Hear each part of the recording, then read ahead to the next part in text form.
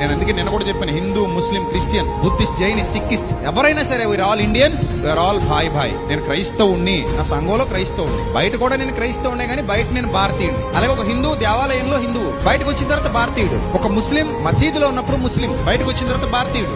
భారతీయులుగా కలిసిమెలిసి తిరుగుతున్నప్పుడు ఇంకే ఇబ్బంది లేదు. భారతీయులుగా ఉన్నప్పుడు మళ్ళీ నువ్వు వేరు నేను వేరు అనుకోవడానికి అవకాశం లేదు. అలా అనుకుంటే అక్కడ వస్తుంది అగ్గి. అలా వద్దు. నేను అంటాను, మనందరం అన్నదమ్ములు, కలిసిమెలిసి ఉందాం, కలిసి తిందాం, కలిసి ఉందాం, కలిసి బ్రతుకుదాం, కలిసి సంతోషంగా ఉందాం, కలిసి మన దేశాన్ని అభివృద్ధి చేసుకుందాం. మన పిల్లలు భవిష్యత్తు బాగుండాలి, మన పిల్లలు ఆనందంగా ఉండాలి. ఇది అందరికీ నూరు పోయాలి. బస్సులు తగలెట్టడం, రైళ్లు తగలెట్టడం మన ఆస్తిది, మనం ఎందుకు తగలెట్టాలి? ఇప్పుడు నాకు వాక్ స్వాతంత్రం వచ్చింది ఇప్పుడు, కానీ 2000 సంవత్సరాల కిందట పౌలన్నకి వాక్ స్వాతంత్రం లేదు, స్టెఫన్ అన్నకి వాక్ స్వాతంత్రం లేదు, పేతురు అన్నకి వాక్ స్వాతంత్రం లేదు. ఈ రోజు విజయప్రసాద్ రెడ్డికి వాక్ స్వాతంత్రం ఉంది, దేవుని మహాకృప వల్ల.